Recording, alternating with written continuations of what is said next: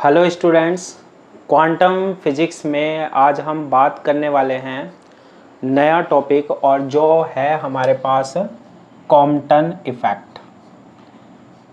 Compton effect यानी Compton प्रभाव अच्छा टॉपिक है, पूछा जाता है और इसका डेरिवेशन भी है जो हम यूज़ में लेने वाले हैं ना आगे की क्लासों में भी। देखो क्या होता है कॉम्पटन इफेक्ट्स, पहले इसकी डेफिनेशन पढ़ते हैं, हम परिभाषा पढ़ते हैं।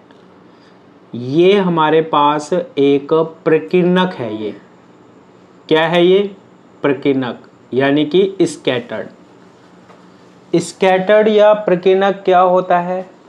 जिस पर हम किसी चीज को इंसिडेंट कराएं, आपतित कराएं और वो उसको स्कैटर्ड कर दे, फैला दे, वो होता है हमारे पास क्या? प्रकीर्णक या स्कैटर्ड। यहाँ पर जो प्रकीर्णक है, स्कैटर्ड है, वो हमारे पास एक मेटल है, धातु है। ये क्या होती है हमारे पास? मेटल होती है, धातु होती है, जिसमें हमारे पास फ्री इलेक्ट्रॉन होते हैं, मुक्त इलेक्ट्रॉन होते हैं। सबने पढ़ा है मेटल में, धातु में हमारे पास फ्री इलेक्ट्रॉन पाए जाते हैं, मुक्त इलेक्ट्रॉन पाए जाते हैं। अब कॉम्पटन इफेक्ट क्या होता है? बात तो हम कॉम्पटन इफेक्ट की कर रहे हैं ना, कॉम्पटन प्रभाव की कर रहे हैं। तो क्या होता है जब हम एक्स किरणों को, किसको? एक्स किरणों को यानी एक्स रे को, या फिर हम बोलते हैं एक्स रेडिएशन, विकिरण, एक्स किरण विकिरण, एक्स रेडिएशन, है ना। तो जनरली हम बोलते हैं एक्स रे, एक्स किरणों, ठीक है। जब एक्स किरणों को, जब एक्स रेडिएशन को हम किसी प्रकीर्णक पर, स्कैटर्ड पर इंसिडेंट कराते हैं, आपतित कराते हैं। अब ये जो हमारे पास रेडिएशन होते हैं, विकिरण होते हैं, जैसे गामा, एक्स किरण, है ना, एक्स रे होता है और रेडियो होता है, रेडियो वेव्स होता है, रेडियो तरंग होती है। इन सभी की क्या होती है? वेवलेंथ होती है, तरंग दैर्ध्य होती है।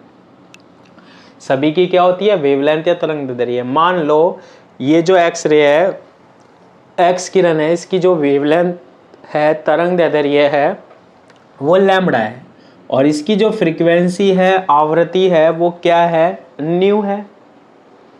क्लियर है? उससे पहले मैं आपको एक चीज और बताता हूं। आपने अगर फोटोन सिद्धांत पढ़ा हो तो, कौन सा प्रिंसिपल पढ़ा हो तो, फोटोन पढ़ा हो तो, क्या होता है? ये हमारे पास क्या होता है? लाइट सोर्स होता है, यानी कि क्या होता है? प्रकाश स्रोत होता है। प्रकाश स्रोत या लाइट सोर्स से हमारे पास क्या आता है? हमारे पास लाइट आती है, प्रकाश आती है। प्रकाश किसकी फॉर्म में आता है? लाइट किसके फॉर्म में आता है? पैकेट्स के रूप में आता है। इन पैकेट्स को क्या कहा जाता है? सब पढ़ रखा हमने, फोटोन कहा जाता है। फोटोन की जो ऊर्जा होती है, एनर्जी होती है, वो कितनी होती है भाई साहब? एच न्यू होती है। कितनी होती है? एच न्यू होती है। अब फोटोन किस किस के हो सकते हैं? रेडियो के होते हैं, पराबैंगनी यानी अल्ट्रावायलेट के हो सकते हैं, एक्स रे यानी एक्स किरणों के होते हैं, सभी के होते हैं। सभी की क्या होती है? फ्रीक्वेंसी या आवृत्ति होती है। एच प्लांक कांस्टेंट या प्लांक नियतांक होता है, सब जानते हैं। तो E इक्वल्स टू किसके इक्वल होता है हमारे पास? H new. ये ऊर्जा या एनर्जी होती है। तो ये हमारे पास एक्स किरणें आ रही हैं, एक्स रे आ रहे हैं, एक्स किरणों के फोटोन आ रहे हैं, कुछ भी बोल सकते हैं ना। इसकी तरंग दैर्ध्य, वेवलेंथ कितनी है? लैम्बडा है। जैसे ही हमारे पास ये इस पर क्या होता है? इंसिडेंट होती है, एक्स किरणें आपतित होती है, तो ये एक्स किरणों को क्या कर देता है? स्कैटर्ड कर देता है, प्रकीर्णित कर देता है। तो ये कौन सी है? प्रकीर्णित एक्स किरण यानी स्कैटर्ड एक्स रे है। और यहाँ जो आई है ये कौन सी है हमारे पास? आपतित एक्स किरण यानी कि इंसिडेंट एक्स रे है, इंसिडेंट एक्स रे है। तो इसकी वेवलेंथ लैम्बडा है। जब स्कैटर्ड हो जाती है, प्रकीर्णित हो जाती है, इसकी वेवलेंथ या तरंग दैर्ध्य क्या है? लैम्बडा डैश है। अब देखा क्या जाता है कि जो स्कैटर्ड है हमारे पास, यानी कि प्रकीर्णित एक्स किरण है, उसकी वेवलेंथ लैम्बडा डैश हमेशा ग्रेटर देन होती है, ज़्यादा होती है किससे, जो इंसिडेंट कराई है, आपतित कराई है वो एक्स रे से, वो एक्स किरण की वेवलेंथ या तरंग दैर्ध्य से। Lambda dash is greater than lambda, यानी प्रकीर्णित एक्स किरण जो है, यानी स्कैटर्ड जो एक्स रे है उसकी वेवलेंथ, उसकी तरंग दैर्ध्य हमेशा ग्रेटर देन होती है, हमेशा ज़्यादा होती है इंसिडेंट एक्स रे से, आपतित एक्स किरण से। बिल्कुल सर। अच्छा, एक फॉर्मूला और बता, इसे ही हम क्या बोलते हैं, इसी को ही हम क्या बोलते हैं, कॉम्पटन प्रभाव कहते हैं। इसी को ही हम क्या बोलते हैं, कॉम्पटन इफेक्ट कहते हैं। और आपको एक बात पता हो तो आवृत्ति यानी फ्रीक्वेंसी और वेवलेंथ तरंग दैर्ध्य में क्या रिलेशन होता है, वो होता है lambda equals to C upon क्या, न्यू। यानी लैम्बडा ज़्यादा तो न्यू कम होता है हमेशा। लैम्बडा अगर ज़्यादा है तो न्यू कम होगा हमारे पास, क्योंकि ये इन्वर्सली प्रोपोर्शनल है, व्युत्क्रमानुपाती है। तो लैम्बडा और न्यू में क्या रिलेशन होता है, क्या संबंध होता है, लैम्बडा इक्वल्स टू होता है सी अपॉन न्यू, ये याद रखना है।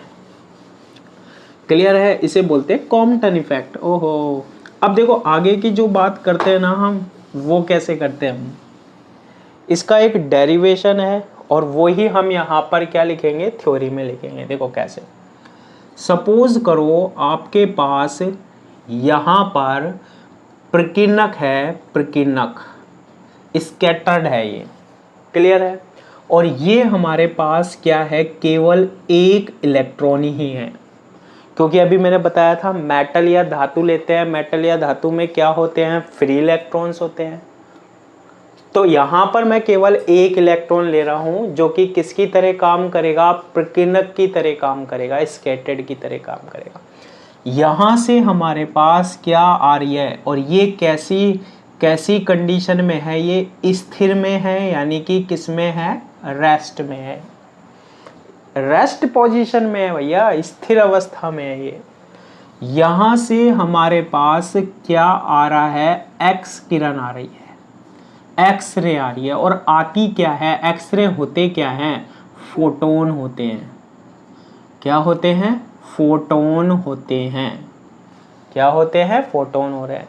तो ये एक्स किरण किसकी फॉर्म में आती है, किसके रूप में आती है, फोटोन के रूप में। यानी कि आ क्या रहा है, कौन सा पार्टिकल आ रहा है, फोटोन आ रहा है। क्या आ रहा है, फोटोन आ रहा है, बिल्कुल आ रहा है सर।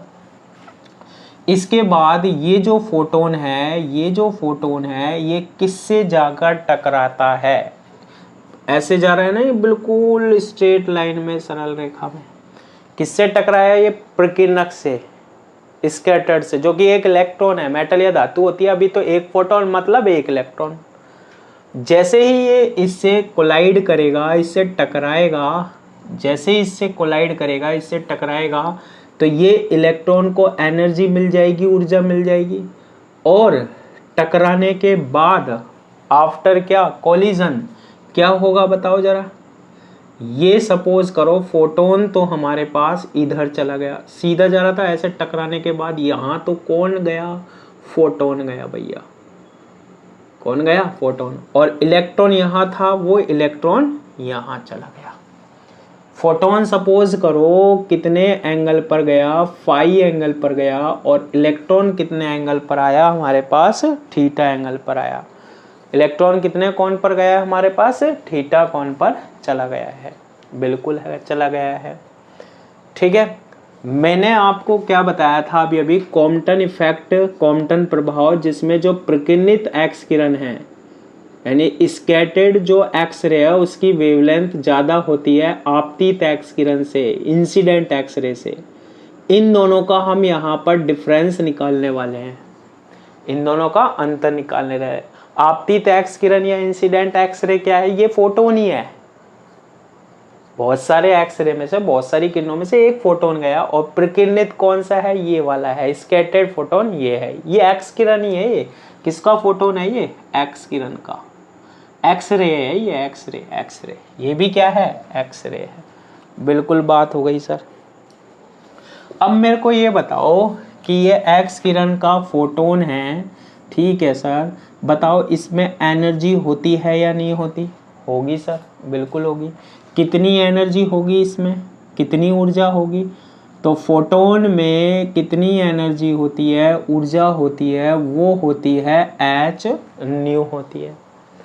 फोटोन में कितनी एनर्जी या ऊर्जा होती है? एच न्यू होती है। क्लियर है ये बात? और जो फोटोन जो होता है उसका जो संवेग होता है, उसका जो मोमेंटम होता है, वो कितना होता है? एच न्यू अपॉन कितना होता है? सी होता है। देखो कैसे निकाल सकते हैं इसको, डी ब्रोगली से निकाल सकते हैं। डी ब्रोगली हाइपोथेसिस अभी मैं आगे पढ़ाऊंगा, अभी परिकल्पना क्या होती है। लैम्बडा इक्वल्स टू होता है H upon P, P momentum या संवेग और एच क्या होता है? प्लांक कांस्टेंट या नियतांक होता है। यहाँ से पी की वैल्यू फाइंड आउट करो तो क्या आएगा? H upon lambda. लैम्बडा मैंने क्या बताया था? सी अपॉन न्यू होता है। P equals to H upon lambda, नीचे आएगा C और ऊपर नो, यानी कि मोमेंटम या संवेग का जो फॉर्मूला होता है ना, वो एच न्यू अपॉन क्या होता है? C होता है। क्लियर है ये वाली बात? तो इसका जो मोमेंटम या संवेग है वो एच न्यू अपॉन सी हो गया, और इसमें एनर्जी या ऊर्जा जो हो गई वो कितनी होगी? एच न्यू होगी। ये इलेक्ट्रॉन है, अभी ये रेस्ट में है, स्थिर में। जब भी कोई वस्तु रेस्ट में होती है, पार्टिकल या कण है, ये फोटोन थोड़ी ना है, ये तो पार्टिकल या कण होता है, नॉर्मल जो है मैटर का होता है। इसका जो मोमेंटम निकालते हैं हम, संवेग निकालते हैं, वो कैसे निकालते हैं बताना? P बराबर mv से। अब इसकी कोई वेलोसिटी या वेग तो है नहीं, तो इसका जो मोमेंटम होगा, इसका जो संवेग होगा वो कितना होगा? 0 होगा। क्लियर है ये वाली बात? फिर इसके बाद कोई भी पार्टिकल यदि स्थिर है, कोई भी पार्टिकल यदि स्थिर है, कोई भी कण यदि रेस्ट में है, तो उसमें आइंस्टीन कहता है एनर्जी होती है, ऊर्जा होती है। बताओ ये कितनी ऊर्जा लेकर बैठा है? इसमें जो ऊर्जा होगी ना, इलेक्ट्रॉन में जो ऊर्जा होगी ना, एनर्जी होगी ना, वो कितनी होगी? m naught into C square. M naught क्या होता है? स्थिर अवस्था में द्रव्यमान, स्थिर अवस्था में द्रव्यमान, यानी कि mass in rest position, mass in rest position. स्थिर अवस्था में क्या होता है? द्रव्यमान होता है। रेस्ट पोजीशन में मास होता है किसका? इलेक्ट्रॉन का। वही होता है 9.1 इंटू 10⁻⁻31 किलोग्राम। अगर देखो ये इलेक्ट्रॉन है, ये कैसा है? स्थिर है, रेस्ट में, तो इसका मास होता है, द्रव्यमान होता है 9.1 इंटू 10⁻31 kg। लेकिन यही इलेक्ट्रॉन अगर v वेग से, वेलोसिटी से, v वेलोसिटी से मूव कर रहा है, गति कर रहा है, तो इसका मास या द्रव्यमान चेंज हो जाता है। और वो पढ़ा है कौन से फॉर्मूले के अनुसार? m0 into 1 - v square upon C square के अनुसार। फर्स्ट ईयर में पढ़ा था, तो अभी तो ये याद रखना ही है हमारे पास। अब यहाँ से हमारे पास फोटोन आ गया, फोटोन ने यहाँ टकराया, कुछ एनर्जी या ऊर्जा किसको दे दी? इसने इलेक्ट्रॉन को दे दी। तो बताओ फोटोन की एनर्जी या ऊर्जा कम हो जाएगी या नहीं हो जाएगी? बिल्कुल हो जाएगी सर। तो अब यहाँ पर फोटोन की जो ऊर्जा है, एनर्जी है हमारे पास, वो कितनी होगी? एच आवृत्ति पर डिपेंड कर रही है, फ्रीक्वेंसी पर, तो हम क्या बोल देते हैं? एच न्यू डैश हो जाती है। कितनी हो जाती है? H nu dash. और संवेग कितना होगा हमारे पास? इसका मोमेंटम कितना होगा? तो मोमेंटम या संवेग जो होगा वो होगा एच न्यू डैश अपॉन सी हो जाएगा। कितना हो जाएगा? एच न्यू डैश अपॉन सी हो जाएगा। और ऊर्जा की बात करेंगे तो वो तो लिख ही दी हमने। पहले ये केवल एक्स डायरेक्शन या एक्स दिशा में आ रहा था, ये तो होता है वाई एक्सिस और ये होता है माइनस वाई एक्सिस, और ये एक्स डायरेक्शन थी। लेकिन फिर ये देखो एक्स एक्सिस है, ये वाई एक्सिस, ये बीच में जा रहा है ये, यानी एक्स अक्ष में भी चल रहे हैं ये और वाई अक्ष में। और पहले टक्कर से पूर्व, बिफोर कोलिजन, ये कैसे चल रहे थे? केवल एक्स एक्सिस में चल रहा था। ये 2 डायमेंशनल है, ये द्विविमीय है हमारे पास, क्या हो गया, एक प्रोसेसर हो गया। अब यहाँ पर आ जाओ, इलेक्ट्रॉन की ऊर्जा या एनर्जी कितनी होगी, ऊर्जा या एनर्जी, तो इलेक्ट्रॉन की ऊर्जा या एनर्जी आइंस्टीन के अनुसार m इंटू क्या होता है, c² होता है। और m की वैल्यू क्या होती है ये याद रखना, m0/√1 - v²/c²। ये क्या है हमारे पास, गतिशील अवस्था में द्रव्यमान, जब इलेक्ट्रॉन मूव कर रहा है। ये क्या है, स्थिर अवस्था में द्रव्यमान, ये जब इलेक्ट्रॉन मूव कर रहा है उस कंडीशन में मास है। ये m0 क्या है, जब इलेक्ट्रॉन स्थिर अवस्था में है, रेस्ट पोजीशन में है इलेक्ट्रॉन, उस कंडीशन में उसका मास या द्रव्यमान होता है। ठीक है, v हमारे पास वेलोसिटी या वेग होता है, और c लाइट वेलोसिटी होती है, प्रकाश का वेग होता है। तो इसका जो मास होता है, द्रव्यमान होता है, वो m होता है जब इलेक्ट्रॉन गतिशील अवस्था में होता है, यानी कि मूव कर रहा होता है। और इसका जो संवेग होगा हमारे पास, यानी कि मोमेंटम होता है, वो किससे दिया जाता है, mv से। मान लो कितने वेलोसिटी से चल के गया है ये, v वेलोसिटी से, v वेग से, तो क्या हो जाएगा हमारे पास, mv हो जाएगा। क्लियर है ये वाली बात, कितना संवेग या मोमेंटम है, mv हो जाएगा। पहले कितनी डायरेक्शन या दिशा थी, एक थी, बाद में जाकर कितनी डायरेक्शन या दिशा हो गई हमारे पास, 2 हो गई। क्लियर है ये वाली बात, बिल्कुल क्लियर है। ये थ्योरी में लिख देना कि एक हमारे पास फोटोन आ रहा है जिसकी एनर्जी या ऊर्जा कितनी है, एच न्यू, मोमेंटम या संवेग एच न्यू अपॉन सी है। ये एक रेस्ट इलेक्ट्रॉन स्थिर इलेक्ट्रॉन से कोलाइड करता है, टकराता है, टकराने के पश्चात जो फोटोन होता है, आफ्टर कॉलिजन जो फोटोन होता है वो फाई एंगल पर चला जाता है, इलेक्ट्रॉन थीटा एंगल या कोण पर चला जाता है, बस दैट्स ऑल। आगे देखो, इसमें सबसे पहले हम क्या लगाते हैं, ऊर्जा संरक्षण का नियम। ऊर्जा संरक्षण नियम, जिसे हम बोलते हैं क्या, एनर्जी कंजर्वेशन लॉ। अरे सर ये तो पढ़ा पढ़ा सा लग रहा है, अरे वो ही है, क्या पढ़ते थे हम ये, टक्कर से पूर्व कुल ऊर्जा, टक्कर से पूर्व कुल ऊर्जा बराबर होगी किसके, टक्कर के पश्चात कुल ऊर्जा के, कुल ऊर्जा के, यानी total energy before collision, total energy before collision is equal to total energy after क्या, कॉलिजन। बिकॉज लिख देंगे ना, तो बताना जरा, बिफोर कॉलिजन टक्कर से पहले किसमें एनर्जी या ऊर्जा है, इसमें है, कितनी है, एच न्यू है, प्लस इलेक्ट्रॉन में कितनी एनर्जी या ऊर्जा है हमारे पास, कितनी है, m0c² equals to, after collision टक्कर के पश्चात कितनी एनर्जी है, फोटोन में तो है एच न्यू डैश है, और हमारे पास जो इलेक्ट्रॉन है उसमें कितनी है, m इंटू क्या, c²। यहाँ से हम किसकी वैल्यू फाइंड आउट करते हैं, m इंटू c² की, तो ये इक्वल से पहले जाएगा तो क्या होगा, H nu minus H nu dash, H nu minus H nu dash plus m0 into क्या, c²। तो m into c² equals to, दोनों में से h कॉमन आ रहा है, H nu minus nu dash plus m0 into c²। इसे हम देते हैं इक्वेशन नंबर फर्स्ट दे देते हैं। सिंपल डेरिवेशन कुछ करने की ज़रूरत ही नहीं है, बस हमने क्या लगाया है, एनर्जी कंजर्वेशन लॉ लगाया है, यानी ऊर्जा संरक्षण का नियम लगाया है।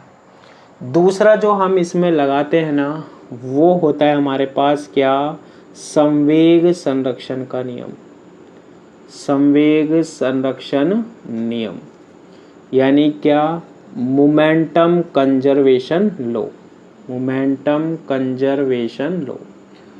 ठीक है, संवेग संरक्षण का नियम जब लगाते हैं, मोमेंटम कंजर्वेशन लॉ लगाते हैं, ये क्या होता है, पूर्व संवेग, शॉर्ट में लिख रहा हूँ, बराबर होता है क्या, बाद में संवेग, बाद में संवेग के। यानी बिफोर मोमेंटम इक्वल होता है किसके, आफ्टर मोमेंटम के। Before momentum is equal to क्या, आफ्टर मोमेंटम। पूर्व में संवेग बराबर होता है बाद में संवेग के। तो बताओ जरा पूर्व में संवेग कितना है। लेकिन यहाँ देखना मोमेंटम जो होता है, संवेग जो होता है ना, वो वेक्टर क्वांटिटी होती है, सदिश राशि होती है, जबकि ऊर्जा या एनर्जी नहीं होती है। और यहाँ पर देखो कितनी डायरेक्शन या दिशा हो रही है, 2 डायरेक्शन या दिशा हो रही है। इसलिए हम 2 डायरेक्शन या दिशा में मोमेंटम कंजर्वेशन लॉ लगाएंगे, यानी संवेग संरक्षण का नियम लगाएंगे। तो सबसे पहले हम बात करते हैं एक्स डायरेक्शन की। तो देखो टक्कर से पूर्व एक्स डायरेक्शन में कुल संवेग of before collision total momentum in x direction. इसका मोमेंटम या संवेग बिफोर कोलिजन टक्कर से पूर्व तो एक्स डायरेक्शन ही है, एक्स दिशा में भी है। इसका फोटोन का जो मोमेंटम है, संवेग कितना है, एच न्यू अपॉन सी। तो यहाँ आएगा हमारे पास एच न्यू अपॉन क्या, सी। एक्स डायरेक्शन की बात कर रहे हैं, एच न्यू अपॉन सी। फिर यहाँ है इलेक्ट्रॉन का मोमेंटम या संवेग कितना होता है, 0 होता है। ठीक है बात। अब यहाँ देखो सर ये तो एक्स में तो जा ही नहीं रहा, ये तो यहाँ बीच में जा रहा है। ऐसी कंडीशन में हम इसके कंपोनेंट बनाते हैं, घटक बनाते हैं। देखो कैसे घटक बनाते हैं, ये पॉइंट मान लो, एक तो बनाओ x वाला और एक बनाओ क्या, y वाला। क्या होता है इसका संवेग एच न्यू डैश अपॉन से, मोमेंटम या संवेग एच न्यू डैश अपॉन सी। एक ही लाइन पर जो एंगल बनते हैं, कोण बनते हैं, वो सेम होते हैं, यानी ये भी फाई होगा। इसका जो जब ये ऐसे जा रहा है, इसका मोमेंटम या संवेग क्या है, एच न्यू डैश अपॉन सी। जिसके साथ एंगल बनाता है वो क्या होता है, H nu dash upon C, और क्या होता है, कॉस फाई होता है। और वाई वाला कंपोनेंट या घटक क्या होता है, H nu dash upon C, और क्या होता है, साइन फाई होता है। ऐसे ही हम इलेक्ट्रॉन की बात करें, ये तो एक्स डायरेक्शन है, एक्स बना लो, और नीचे आ रहा है ये तो ये कौन सी हो गई, वाई डायरेक्शन। यहाँ एंगल थीटा है तो ये भी एंगल कितना होगा, कौन कितना होगा, थीटा। इसका मोमेंटम या संवेग एम भी है। 2 कंपोनेंट तोड़ो, दिशा ये थी, हमें तो एक्स में चाहिए, तो एक्स में कंपोनेंट या घटक क्या होता है, एम वी कॉस थीटा होता है एक्स वाला। और परपेंडिकुलर या लंबवत क्या होता है, एम वी साइन थीटा होता है। तो H nu upon C plus 0। Photon ऐसे गया, उसका एक्स में, एक्स डायरेक्शन, एक्स दिशा में क्या होगा हमारे पास, मोमेंटम या संवेग ये दे रखा है, क्या होगा, H nu dash upon C into क्या होगा, कोस फाई होगा। इलेक्ट्रॉन है, इलेक्ट्रॉन का क्या होगा, आफ्टर कोलिजन टक्कर के पश्चात संवेग M V cos theta, X direction है ना, तो प्लस क्या, एम वी कॉस थीटा होगा। सी को हटाते हैं हम, इसको ऐसे लिख सकते हैं, एच न्यू, सी इसमें से भी कैंसिल, इसमें से भी कैंसिल, क्या बनेगा, H nu dash cos phi plus ये सी इधर मल्टीप्लाई हो जाएगा, M V C cos theta. Simple mathematics, simple क्या कर रहे हैं, मैथमेटिक्स। यहाँ से हम M V C cos theta की वैल्यू निकालते हैं, M V C cos theta. तो इसको हम कहाँ ले आएंगे, इक्वल से पहले दोनों में से एच कॉमन आ रहा है, एच कॉमन आ रहा है, तो क्या बनेगा, new minus nu dash into क्या बन जाएगा, और ये देखो ये थीटा नहीं है, ये फाई है ना, हो अभी छूट जाता तो पता लग जाता, ये कितना है, फाई है। तो M V C cos theta इधर पहले लिया है, एच कॉमन आ गया, न्यू माइनस न्यू डैश क्या बन जाएगा, कॉस फाई। इसे देते हैं हम इक्वेशन नंबर क्या, सेकेंड, बन जाएगी ना। इसे देते हैं हम इक्वेशन नंबर क्या, सेकंड देते हैं, बिल्कुल देते हैं सर।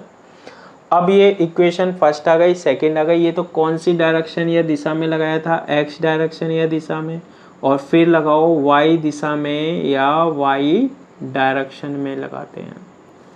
ठीक है, किस में लगाते हैं, वाई डायरेक्शन या वाई दिशा में। बिफोर कोलिजन टक्कर से पूर्व क्या वाई डायरेक्शन है, नहीं सर ये तो एक ही एक्स डायरेक्शन है, तो वाई डायरेक्शन ही नहीं है, वाई दिशा ही नहीं है, तो मोमेंटम और संवेग कितना होगा भैया, 0 होगा। टक्कर के पश्चात बिफोर आफ्टर कोलिजन क्या वाई डायरेक्शन है। कितने पार्टिकल या कण हैं? 2 हैं।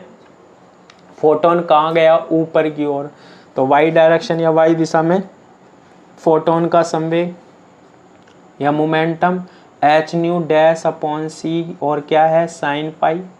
नीचे वाली माइनस डायरेक्शन होती है। इलेक्ट्रॉन का मोमेंटम या संवेग वाई डायरेक्शन में वाई दिशा में क्या है? एम वी साइन थीटा, क्योंकि नीचे है इसलिए क्या आएगा? Minus M V sine theta आएगा। ये सी इससे मल्टीप्लाई हो जाएगा और इसे इक्वल से पहले ले आएंगे, सोल्व कर लेना इसे। एम वी सी और साइन थीटा किसके इक्वल आएगा? H nu dash sine phi के इक्वल आ जाएगा। और इसे दे देते हैं हम इक्वेशन नंबर 3 दे देते हैं। बहुत ही बढ़िया, एक एक चीज़ कॉन्सेप्ट याद रखना है, ठीक है। इसे नोट कर लेना। मैं यहाँ से क्या करता हूँ? मिटाता हूँ। देखो ये चीज़ें हटा देता हूँ, अब इसकी क्या नहीं है? ज़रूरत नहीं है, ठीक है। ये था बस इलेक्ट्रॉन। अब आगे देखो भैया, आगे देखो। इक्वेशन फर्स्ट आ गई, इक्वेशन सेकंड आ गई और इक्वेशन क्या आ गई? थर्ड आ गई। हम क्या करते हैं? समीकरण 2 व 3 का वर्ग कर जोड़ने पर, ठीक है, squaring equation second and third then adding, यानी 2 और 3 का हम क्या कर देते हैं? वर्ग कर देते हैं और उसको क्या कर देते हैं? हम ऐड कर देते हैं। तो देखो सेकंड में क्या है? ये M V C cos theta, LHS में एलएचएस करना, आरएचएस में आरएचएस करना। क्या बनेगा? M square V square C square cos square theta, ठीक है, plus M square V square C square sine square theta. ये किसके इक्वल आएगा? यहाँ पर क्या है हमारे पास?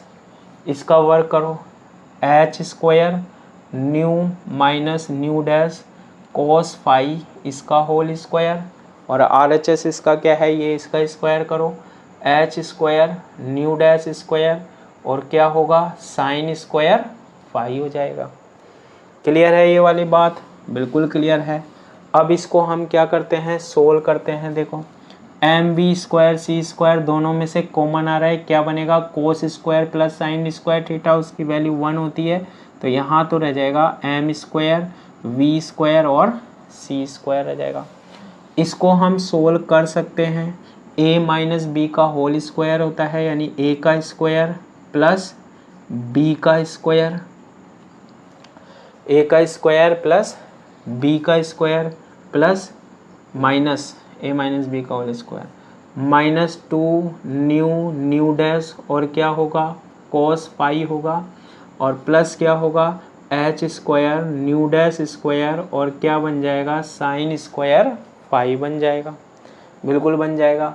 अब इसे हम क्या कर लेते हैं? सोल्व कर लेते हैं। और देखो M square V square C square equal to H square nu square, है ना, H square nu square plus H square nu dash square cos square phi, ठीक है।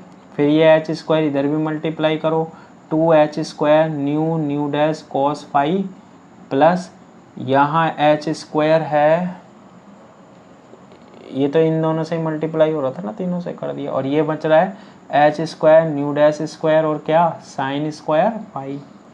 तो ये बन रहा है M square V square C square equals to, ये देखो ये वाली टर्म और ये वाली टर्म देखो, ये एज इट इज लिख देते हैं, एच स्क्वायर न्यू स्क्वायर, इन दोनों में से क्या कॉमन आ रहा है? H square nu dash square आ रहा है, तो cos square plus sine square की वैल्यू कितनी हो जाएगी? 1 हो जाएगी। सीधा लिखो सर, लो M square V square C square, M square V square C square equal to H square nu square plus common ले लो तो H square nu dash square बन जाएगा minus 2h square new into nu dash और क्या बनेगा? Cos phi बन जाएगा। क्लियर है ये वाली बात? दोबारा से इसमें से मैं एच स्क्वायर कॉमन लिख लेता हूँ, है ना, तो क्या बनेगा? M square V square C square equals to H square common आ रहा है, nu square nu dash square minus 2 nu nu dash और क्या आ जाएगा हमारे पास cos फाई आ जाएगा। ऐसे भी हम लिख सकते हैं। ठीक है, चलो कॉमन नहीं लो तो कोई बात नहीं, हम इसको ऐसे लिख लेते हैं और इसे दे देते हैं इक्वेशन नंबर कितनी 4 दे देते हैं। ठीक है, इतना काम कर लोगे, 2 और 3 का स्क्वायर करके क्या करना है हमें जोड़ना है। इसके बाद हम क्या करते हैं स्क्वायरिंग इक्वेशन 1 समीकरण 1 का क्या करने पर वर्ग करने पर। प्रोसीजर है ताकि हम यहाँ पर फॉर्मूला फाइंड आउट करें, फॉर्मूला क्या करें निकाल लें, है ना। तो कैसे निकालेंगे, इक्वेशन फर्स्ट ये है, इसका वर्ग करो क्या आएगा एम स्क्वायर सी की पावर कितनी आएगी 4 आएगी और इस पूरे का होगा H nu minus nu dash plus M naught C square और इस पूरे का क्या होगा हमारे पास होल स्क्वायर हो जाएगा। ठीक है, एम स्क्वायर सी की पावर क्या हो जाएगा 4 हो जाएगा और इस पूरे का क्या होगा हमारे पास होल स्क्वायर हो जाएगा।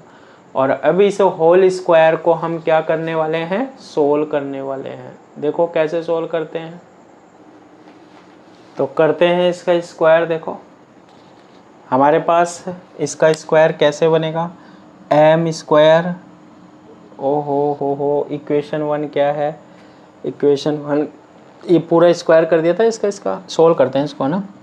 एम स्क्वायर सी की पावर 4 ए प्लस बी का होल स्क्वायर होगा ये तो, यानी ए का स्क्वायर यानी H square nu minus nu dash का होल स्क्वायर प्लस बी का स्क्वायर यानी एम नॉट स्क्वायर सी की पावर 4 प्लस 2ab यानी 2h nu minus nu dash और एम नॉट इंटू क्या सी स्क्वायर। ये किसकी वैल्यू आ गई हमारे पास, ये किसकी वैल्यू आ गई हमारे पास इक्वेशन फर्स्ट के होल स्क्वायर की आ गई। क्लियर है ये वाली बात, बिल्कुल क्लियर है सर।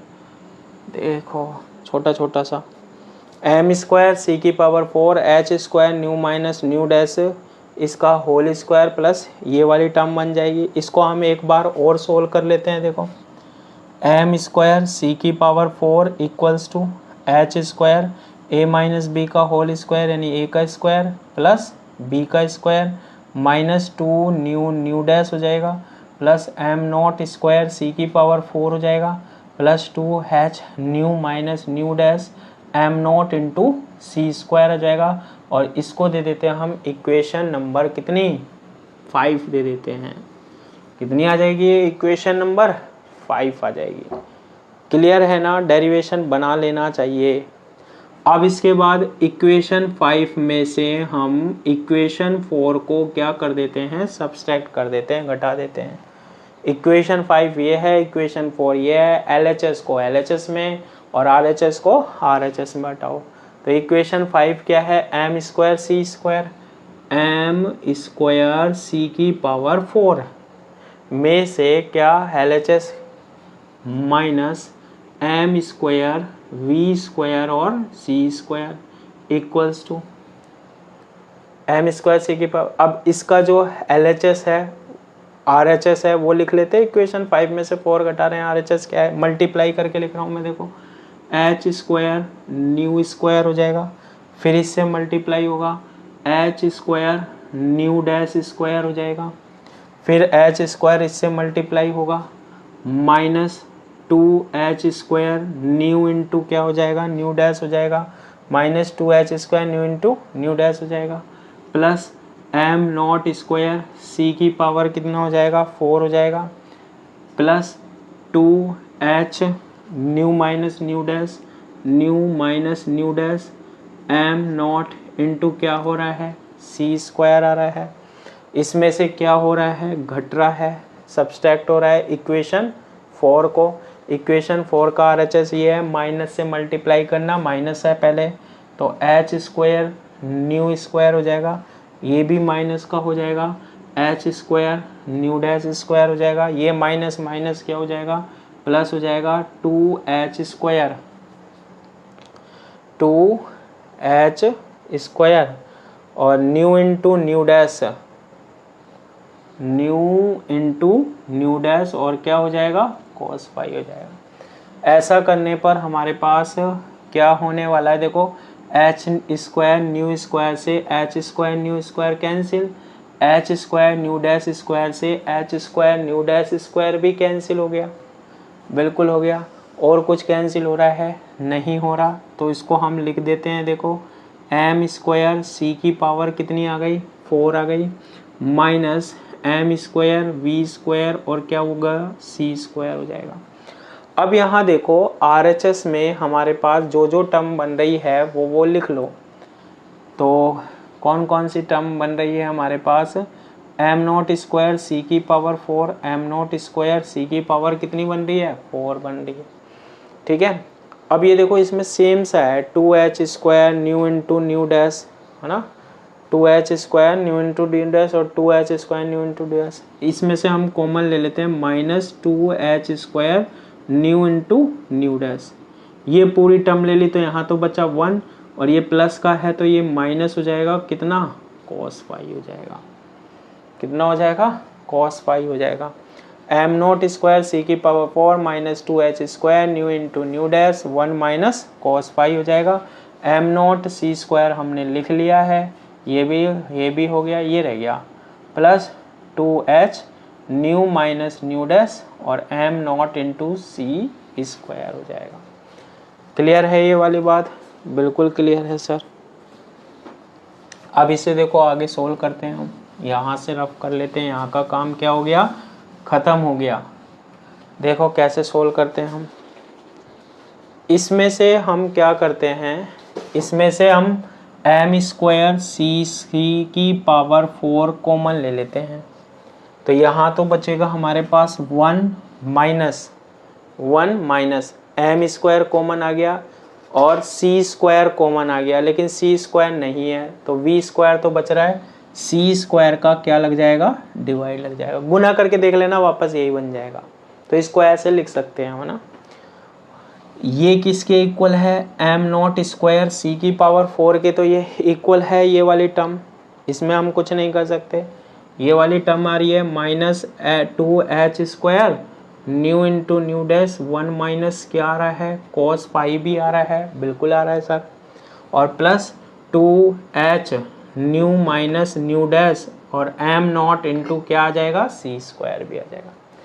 अब ये देखो कि हमारे पास m equals to m0 upon root 1 minus v² upon c² होता है, एरिया फॉर्मूला, दोनों तरफ स्क्वायर कर दें तो ये बनेगा m², इस पे से रूट हट जाएगा, इधर मल्टीप्लाई किया 1 माइनस v² अपॉन c² किसके इक्वल आ जाएगा m0² के इक्वल आ जाएगा, यानी कि m² की और 1 माइनस v² अपॉन c² की वैल्यू m0² लिख सकते हैं। तो ये बनेगा हमारे पास m0² और c की पावर कितनी बन जाएगी 4 बन जाएगी, ठीक है। और यहाँ बन रहा है m0² c की power 4 minus 2h² nu into nu dash 1 minus cos phi plus 2h nu minus nu dash m0 into क्या c², m0² c की पावर 4 से m0² c की पावर 4 कैंसिल हो गया, इसको इक्वल से पहले ले जाओ, प्लस का हो जाएगा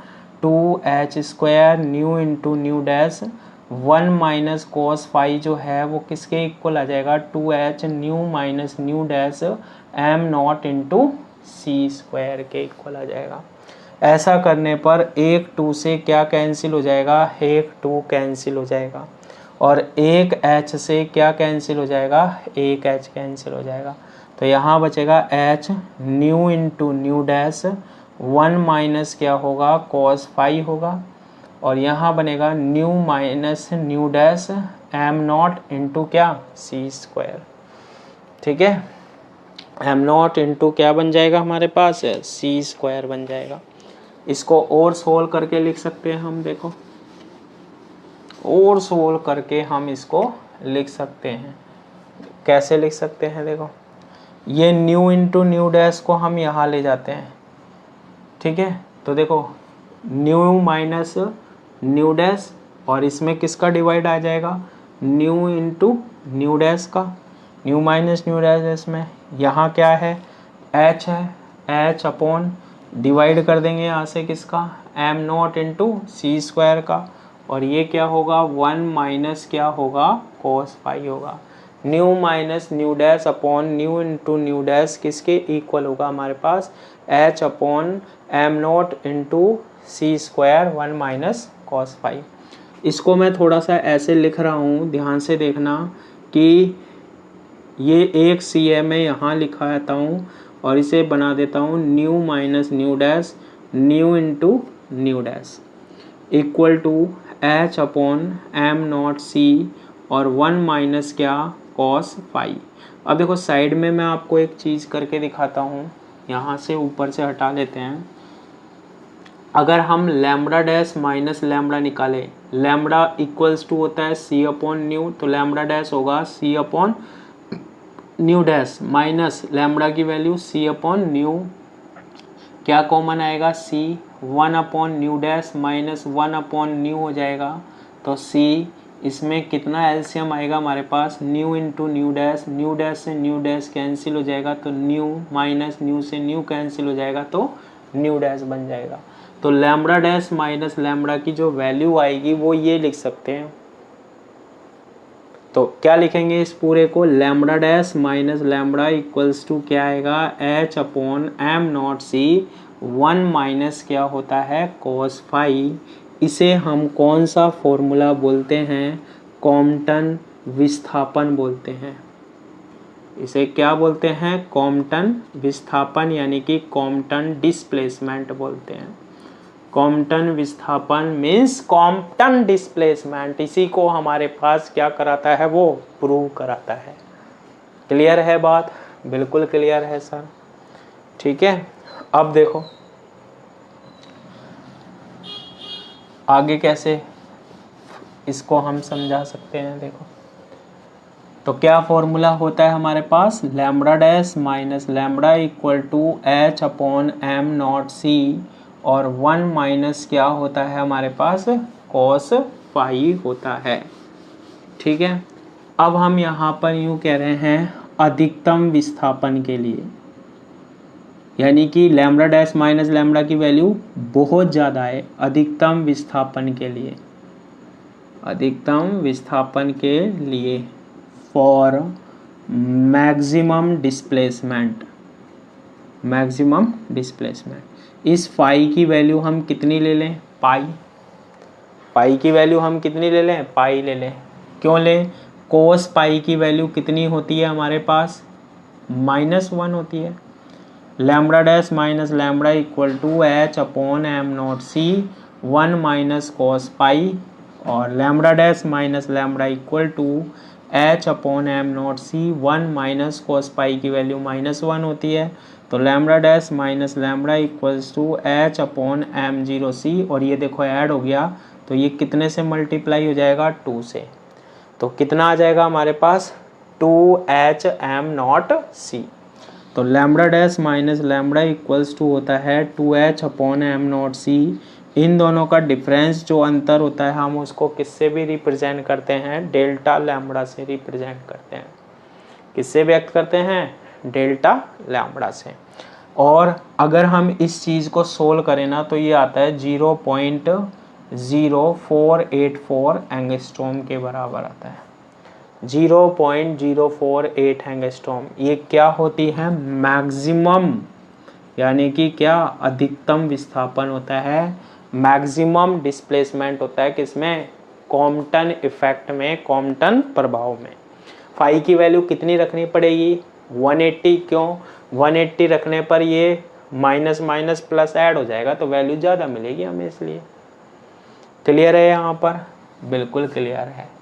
तो कॉम्पटन विस्थापन का फॉर्मूला, कॉम्पटन डिस्प्लेसमेंट का जो फॉर्मूला होता है वो कितना होता है, lambda dash minus lambda equal to h upon M naught C 1 minus क्या होता है, कॉस फाई होता है। क्लियर है सर, बिल्कुल क्लियर है। अरे भैया क्लियर तो होना चाहिए ना, जब ही तो क्या आते हैं, मज़े आते हैं हमारे पास। अब देखो इसमें फर्स्ट हम निकालते हैं क्या, प्रतिक्षिप्त इलेक्ट्रॉन की दिशा। ठीक है, सबसे पहले क्या निकालते हैं हम, प्रतिक्षिप्त इलेक्ट्रॉन की दिशा, यानी डायरेक्शन ऑफ रिकॉइलिंग इलेक्ट्रॉन। ये डायरेक्शन वायरेक्शन का मतलब, दिशा विशा का मतलब आप सीधा सा याद रख लेना कि ये जो इलेक्ट्रॉन है वो कितने एंगल या कोण पर गया है, ये थीटा एंगल या कोण पर गया है ना हमारे पास। कितने एंगल या कोण पर गया है इलेक्ट्रॉन, थीटा एंगल या कोण पर गया है। ठीक है, तो हमको क्या करना है, बस ये थीटा की वैल्यू ही निकालनी है, थीटा की वैल्यू हमें फाइंड आउट करनी है। तो आपको पता होना चाहिए, जब हमने ये सोल्व किया था इक्वेशन थर्ड, ये किसके इक्वल आई थी, इक्वेशन थर्ड अगर याद हो तो M V C sine theta किसके इक्वल आया था, एच न्यू डैश, है ना, और साइन फाई के इक्वल आया था। और इक्वेशन सेकंड किसके इक्वल आई थी, M V C cos theta equal to था H nu minus nu dash और इनटू क्या, कॉस फाई। इक्वेशन थर्ड देखना, चेक करना M V C sine theta इसके इक्वल होती है या नहीं होती, और M V C cos theta H nu minus nu dash cos phi के इक्वल होती है नहीं होती। हमें किसकी वैल्यू निकालनी है, थीटा, क्योंकि थीटा एंगल पर ही कौन गया है, इलेक्ट्रॉन गया है। तो इसको फाइंड आउट करने के लिए, इसको निकालने के लिए इक्वेशन थर्ड को डिवाइड करते हैं हम इक्वेशन किससे, 2 से। तो क्या बनेगा, M V C sine theta में किसका डिवाइड करेंगे हम, M V C cos theta का, तो ये क्या है, H nu minus nu dash और कॉस फाई हो जाएगा अपॉन, सॉरी ऊपर क्या है, साइन फाई है, ऊपर क्या है, साइन फाई है, H nu dash sine phi, 3 में 2 का दे रहे ना भैया, और H nu minus nu dash, और ये बन जाएगा हमारे पास क्या, कॉस फाई बन जाएगा।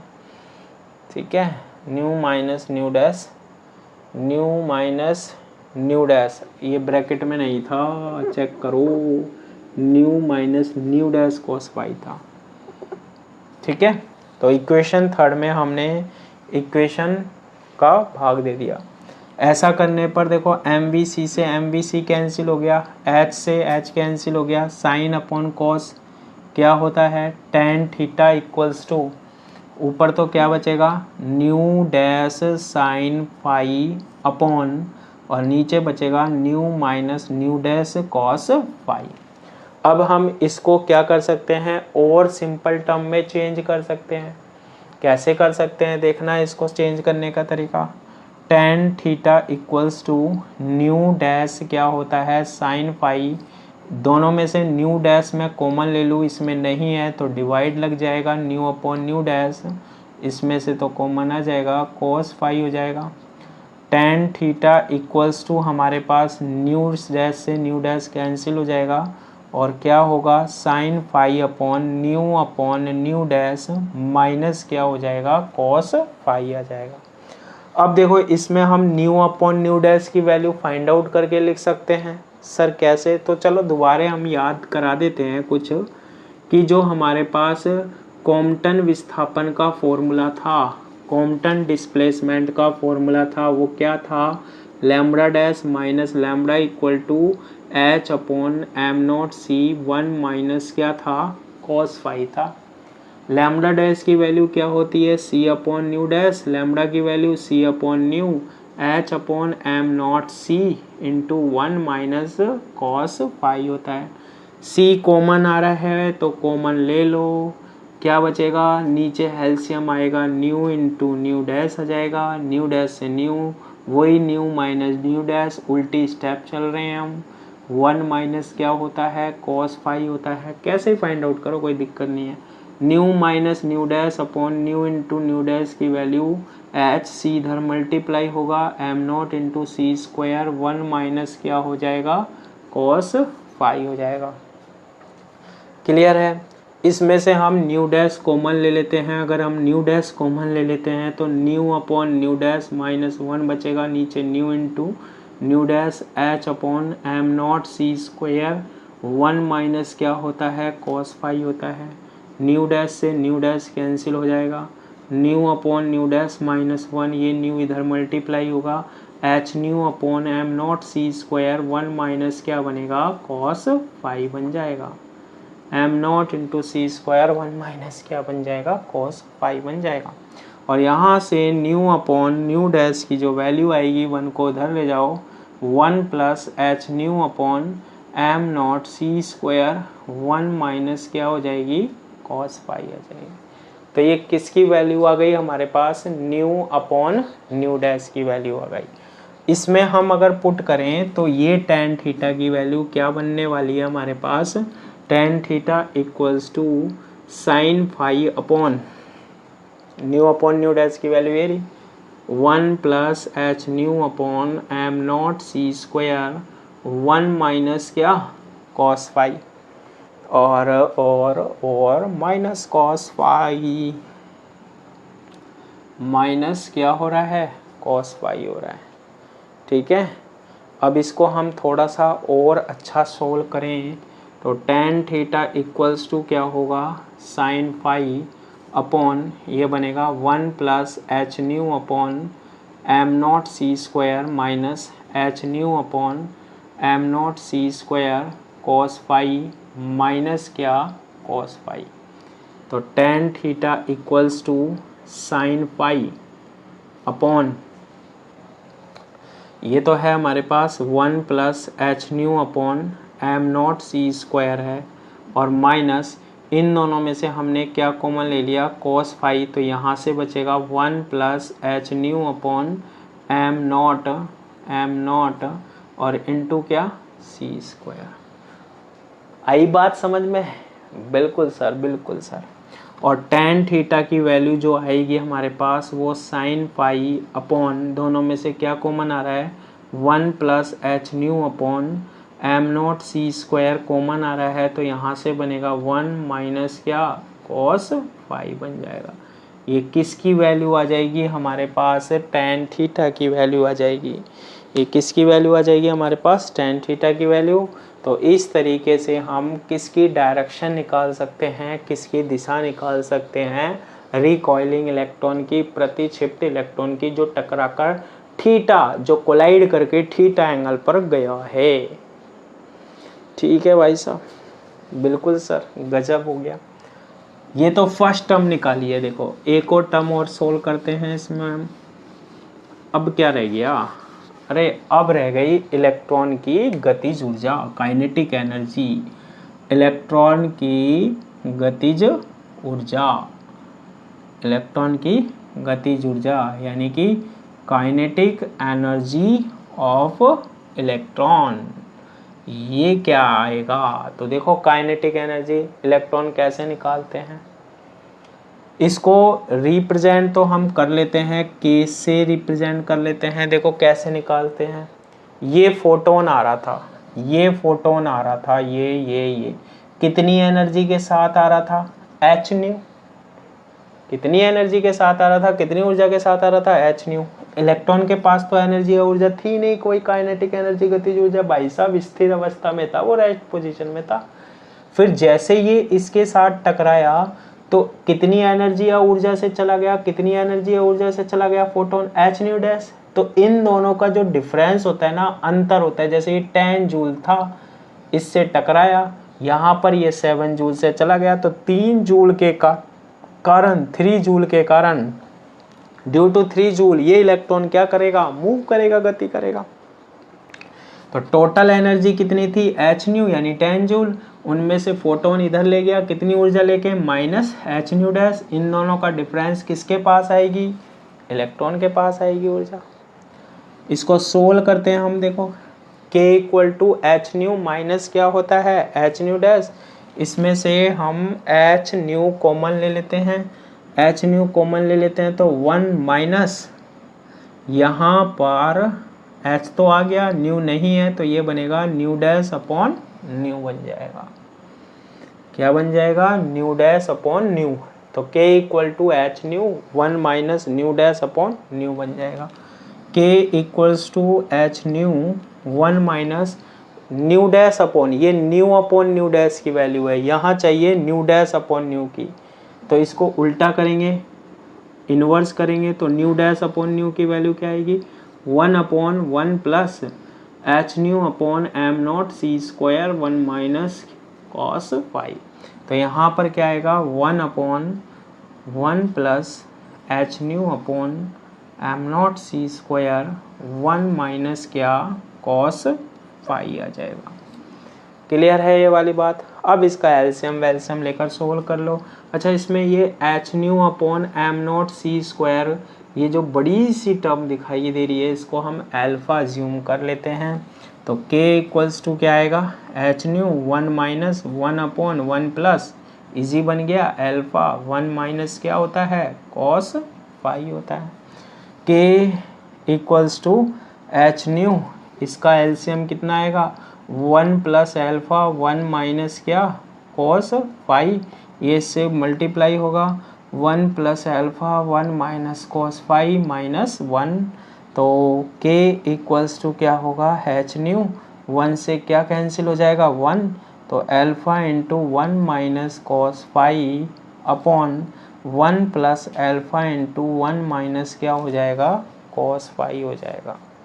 H nu alpha 1 minus cos phi 1 plus alpha 1 minus cos phi where alpha equals to H nu upon where alpha equals to क्या होता है H nu upon M not into C square होता है। इस तरीके से काइनेटिक एनर्जी निकाल सकते हैं। फाई की वैल्यू कितनी रखें 180, तो काइनेटिक एनर्जी गतिज ऊर्जा मैक्सिमम मिलेगी, अधिकतम मिलेगी, ये पहले भी कर चुके हैं हम। क्लियर है। तो ये पूरा जो टॉपिक है, जो डेरिवेशन है, ये किसके हैं कॉम्पटन इफेक्ट के हैं, कॉम्पटन प्रभाव के हैं। आई होप समझ में आ गया होगा। अरे आएगा यार, क्यों नहीं आएगा। इसकी थ्योरी देखो, अपने मन से लिखना चाहो ना तो मन से लिख देना, नहीं तो पीडीएफ मिलेगी उसकी जैसे लिख देना, और डेरिवेशन ही सोल्व कर दो, वही बड़ी बात हो जाती है। भैया होता ही नहीं है, क्या करें, घबरा जाते हैं, है ना। घबराना नहीं है ना, करना है। तो नेक्स्ट क्लास में हम नेक्स्ट टॉपिक लेंगे। आज के लिए इतना ही, थैंक यू।